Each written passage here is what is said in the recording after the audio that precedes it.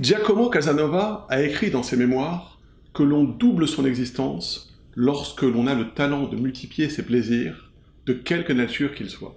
Bonjour à tous, Cédric Lémy, avocat poète. Aujourd'hui, le bail commercial et son renouvellement. C'est une question qui m'est posée chaque semaine. Un renouvellement de bail, c'est quelque chose qui arrive dans la vie d'un certain type d'entreprise, qui arrive de façon régulière. D'accord ? Un bail commercial se renouvelle tous les 9 ans, et la question du renouvellement est d'autant plus délicate qu'elle est accompagnée d'une série de fausses croyances, de fausses certitudes qui mettent en danger aussi bien le bailleur, si on est bailleur à bail commercial, que, et surtout, le preneur, si on est preneur à bail commercial. Alors, dans cette vidéo, on va voir de façon schématique et de façon simplifiée les grandes idées à connaître lorsque l'on est confronté, que l'on soit côté bailleur ou que l'on soit côté preneur, à la question du renouvellement du bail commercial. Qu'est-ce que le renouvellement tout d'abord? Le renouvellement du bail commercial, c'est l'information, la conclusion d'un nouveau contrat, d'accord? C'est un nouveau contrat, au terme, à l'issue, à la fin du bail en cours. D'accord? Et pour bien anticiper cette question, on doit tout d'abord savoir que lorsque l'on est côté preneur, on a un certain délai pour demander, adresser au bailleur une demande de renouvellement de bail commercial, et de la même façon, lorsque l'on est donc un certain délai et certaines formes à respecter, et de la même façon, lorsque l'on est bailleur, on a un certain délai et certaines formes à respecter lorsque l'on veut délivrer à son locataire un congé avec offre de renouvellement, hypothèse numéro 1, ou bien un congé avec refus de renouvellement et proposition du paiement d'une indemnité d'éviction, pardonnez-moi, ou alors sans indemnité d'éviction, mais c'est pas le sujet aujourd'hui. Aujourd'hui, on regarde vraiment les grandes lignes de ce renouvellement. Donc, lors de ce renouvellement, on a deux grandes questions qui vont se poser. D'accord? Première question, quel est le contenu de ce renouvellement? Et deuxième question, c'est quel est le loyer du renouvellement? Le montant du loyer du bail renouvelé. Alors, s'agissant du contenu du renouvellement, le renouvellement de bail commercial est un nouveau contrat qui va devoir respecter l'équilibre économique du bail précédent, d'accord? Mais qui pourra aussi faire l'objet d'une mise à jour législative au regard des nouvelles lois qui sont intervenues, de la nouvelle réglementation intervenue depuis la conclusion de l'ancien bail. D'accord? C'est là que ça se complique un petit peu. C'est-à-dire que on est censé avoir le même bail qu'auparavant, en vérité le même équilibre économique, d'accord? Mais parfois, la forme du bail va changer. Donc il ne sera pas évident de s'y retrouver, mais on devra, surtout si l'on est côté locataire, preneur, veiller à ce que, ma foi, l'équilibre économique soit respecté. Parce que quelques lignes, quelques clauses ajoutées ou retirées, quelques obligations subrepticement insérées ici ou là, vont finalement transformer l'équilibre économique et vont entraîner une dévalorisation ou une valorisation de l'actif qu'est le bail. Et ça, c'est tout à fait important, et lorsqu'on paye son loyer, et lorsqu'on doit vendre son fonds de commerce ou sa société pour la valoriser. Point numéro 1. Point numéro 2, la fameuse question qui fait naître de nombreux fantasmes du loyer du bail renouvelé. Et alors sur cette question, j'ai tout entendu et son contraire. Alors qu'en vérité, les textes, s'ils sont assez compliqués de lecture et d'aspect, néanmoins dégagent des règles qui sont pourtant claires. Le loyer du bail renouvelé va pouvoir excéder le loyer actuel.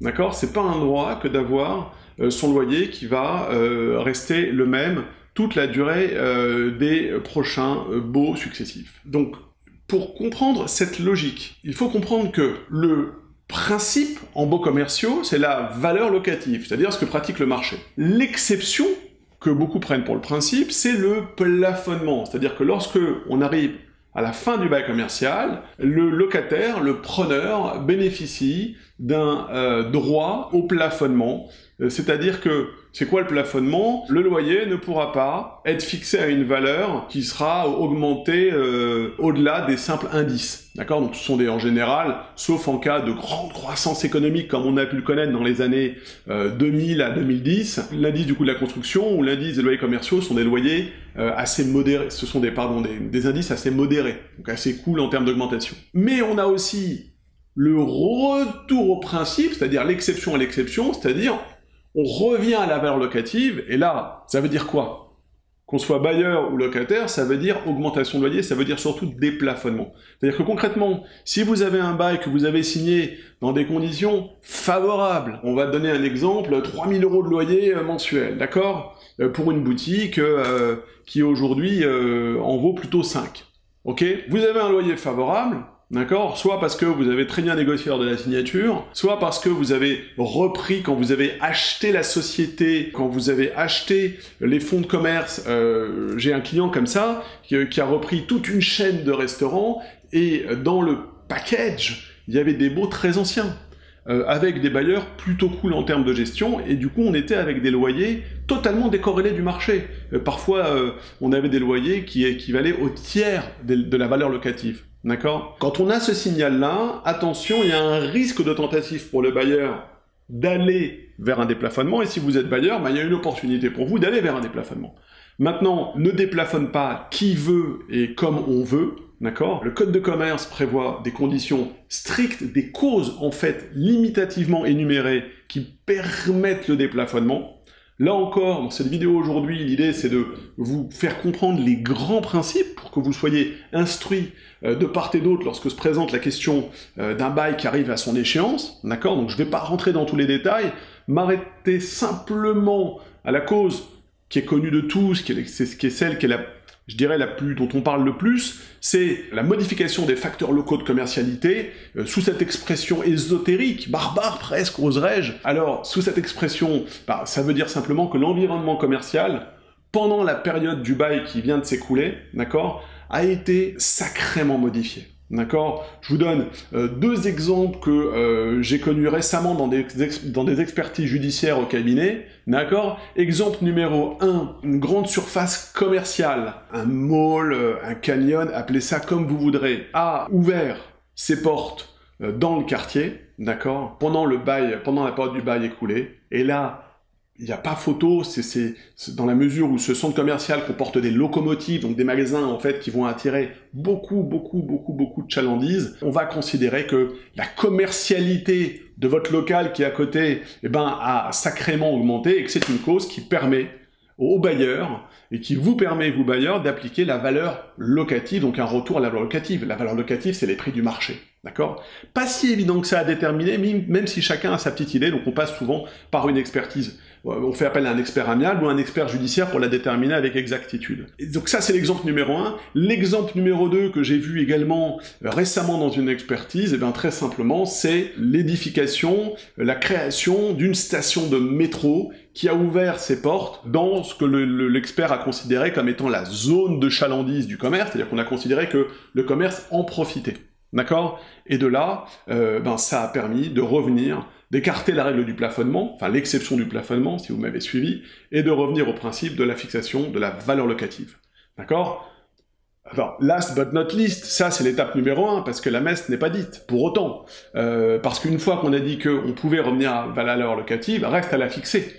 Et là aussi, on a parfois de belles surprises, on a de belles batailles judiciaires, finalement, où, côté bailleur, on arrive à faire sauter le verrou du plafonnement, d'accord? Mais finalement, tout ça pour ça, on s'aperçoit que la valeur locative, parfois, est largement estimée côté bailleur, et donc, finalement, la pomme n'atterrit pas très loin de l'arbre, et on se retrouve avec une augmentation très modérée, qui, si on l'avait su, n'aurait pas nécessité, finalement, 2 ans de procédure avec une expertise judiciaire, etc., etc. Donc là encore, dans ce domaine, la grande vertu, la vertu cardinale qu'on aura à appliquer, ce sera l'anticipation. Et croyez-moi, avec une bonne connaissance du mécanisme juridique d'un renouvellement de bail commercial, d'accord? C'est-à-dire quand on peut se projeter, eh bien on pourra aisément déterminer la durée et le point de rupture de la période de phase amiable. On pourra déterminer également la durée et les résultats prospectifs d'une procédure judiciaire, et ça nous permettra, une fois qu'on aura observé la situation, la position, hein, comme on dit aux échecs, une fois qu'on aura, au jeu d'échecs, pardon, une fois qu'on aura bien observé la position, on pourra, de façon très tranquille, très sereine et surtout très assurée, déterminer notre stratégie que nous n'aurons plus, que vous n'aurez plus qu'à suivre, que vous soyez encore une fois côté bailleur ou côté preneur. Voilà. J'espère que cette vidéo de simplification sur le processus de renouvellement du bail commercial et la fixation du montant du loyer renouvelé, que cette vidéo donc vous aura été utile, qu'elle vous a permis finalement d'éclaircir ou d'affermir ou de confirmer votre vision sur le sujet. Naturellement, si vous avez des questions, des cas particuliers que vous souhaiteriez me soumettre, n'hésitez pas, les commentaires sont là pour ça, et c'est promis, je m'évertuerai à y répondre. D'autres vidéos suivront sur le sujet des baux commerciaux, qui est un très vaste sujet, d'accord, dont on a fait un petit aperçu seulement aujourd'hui, mais néanmoins important. Et si, toujours dans le domaine des baux commerciaux, des baux de façon il y a d'autres types de baux qui pourraient vous intéresser, et pourquoi pas, mais sur les baux commerciaux, puisque c'est notre sujet aujourd'hui, si vous avez des idées ou des souhaits de sujets que vous souhaiteriez me voir développer en qualité d'avocat pour vous faire part de ma pratique et de mes conseils, avec grand plaisir. On a commencé avec Giacomo Casanova, que je définirais comme un noble lettré vénitien, qui a vécu au XVIIIe siècle, et qui nous encourageait finalement à expérimenter la multiplication des plaisirs, quels qu'ils soient, pour doubler la durée de son existence. Eh bien, allez, pour faire un petit pont, là encore, lorsque l'on sait et lorsque l'on anticipe, eh bien, ma foi, on augmente aussi la durée de ses plaisirs et donc la durée de son existence. Sur ces belles paroles, poétiquement vôtres, je vous dis à très bientôt.